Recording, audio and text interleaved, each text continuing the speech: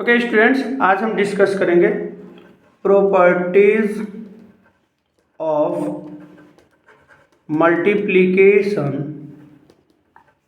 Of integers.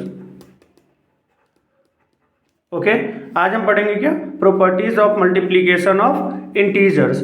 पहले video में हमने डिस्कस किया था properties of addition, properties of subtractions of integers. आज हम डिस्कस करेंगे properties of multiplication of integers. इसमें नेम बेटा सेम है। क्या है इसमें? Closure properties. क्या नाम है? पहला है क्लोजर प्रॉपर्टीज। जिस तरह से आपने पढ़ा था कि सपोज आपके पास टू इंटीजर्स है ए एंड बी। आपने एडिशंस में क्या पढ़ा था कि अगर आपने ए और बी को ऐड किया तो एक रिजल्ट सी आएगा, ठीक है? तो वो होंगे क्लोजर प्रॉपर्टीज ऑफ एडिशन। फिर सब्ट्रैक्शंस में भी होंगे। फिर आज हम पढ़ेंगे मल्टीप्लिकेशन में। तो अगर सपोज हमारे पास टू इंटीजर्स है ए और बी इंटीजर्स है, तो इन अगर सपोज हमने इसको मल्टीप्लिकेशन के बारे में पढ़ रहे हैं तो हम इसको क्या करेंगे? मल्टीप्लाई। तो ए इंटू बी अगर सपोज हम मल्टीप्लाई कर रहे हैं तो एक इंटीजर देगा क्या? सी। सो अगर एग्जांपल्स ले 3 इंटू 2, ये रिजल्ट क्या देगा? 6 देगा। तो इसका नाम क्या है? Closure properties of multiplication of integers.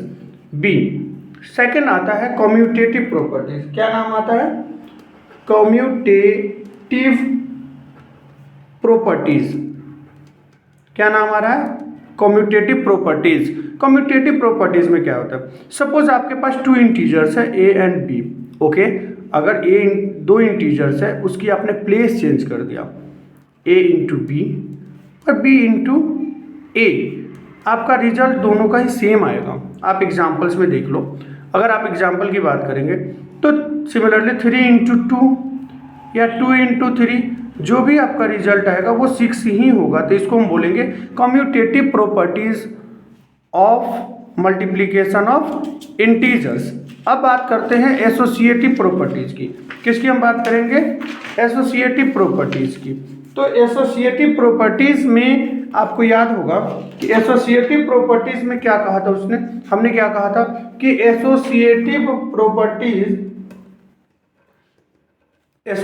Properties जो होता है, इसमें हम 3 इंटीजर्स की बात करते हैं, ए बी एंड सी, ठीक है? तो एडिशंस में क्या होता था बेटा? एडिशंस में होते थे कि हमने पहले क्या करते थे? लास्ट के 2 को ऐड करते थे, 2 इंटीजर्स को ऐड करते थे, फिर हम फर्स्ट वाले को ऐड करते थे। हम तो मल्टीप्लिकेशंस की बात कर रहे हैं, तो यहाँ पे सबसे पहले क्या करेंगे? सिमिलरली सेम टू सेम, बस यहाँ मल्टीप्लाई यूज करेंगे।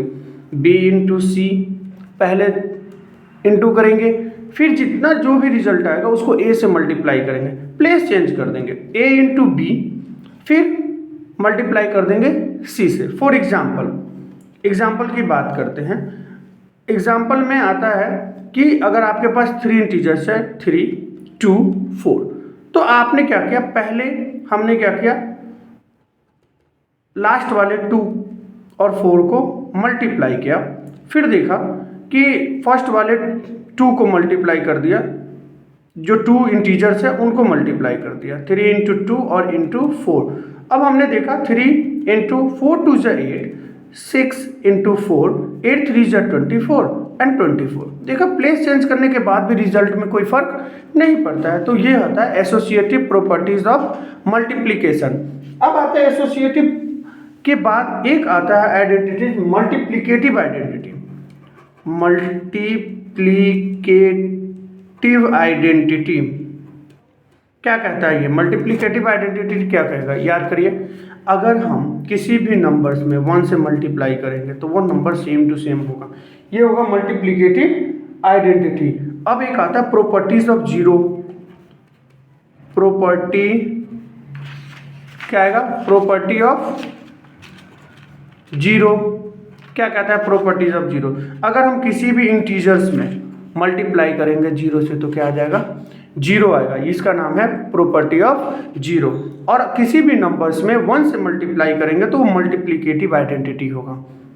क्या होगा? Multiplicative identity. ओके, अब इसमें आता है बहुत इंपॉर्टेंट आपके फॉर्मूलाज हैं। एक आता है distributive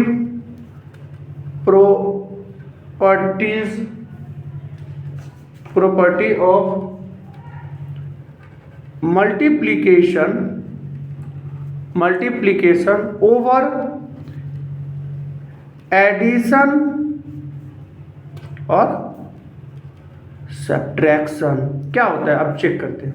suppose a into B plus C, क्या करोगे आप, इस a को b के साथ मल्टीप्लाई करोगे यानी a इंटू बी, फिर a को c के साथ मल्टीप्लाई करोगे a इंटू सी। तो ये होता है एडिशंस पे किसकी property, distributive properties of multiplication over addition. अब सब्ट्रैक्शंस की बात करेंगे, किसकी, ओवर सब्ट्रैक्शन। तो ओवर सब्ट्रैक्शंस में क्या होगा, a into B minus C, अगर हम a को मल्टीप्लाई करेंगे b से, a इंटू बी फिर minus okay a into C. इस पे बहुत सारे क्वेश्चंस आएंगे बेटा जो कि आगे आपको बहुत काम आएगा, ठीक है। Subtraction, distributive properties, multiplication over subtractions, ये रहे फॉर्मूले, और एडिशंस की ये रहे फॉर्मूले। अब आपको एग्जांपल बताता हूँ कैसे सॉल्व करना है। एग्जांपल एडिशंस के बारे में, एग्जांपल अब लेते हैं एग्जांपल एडिशन का।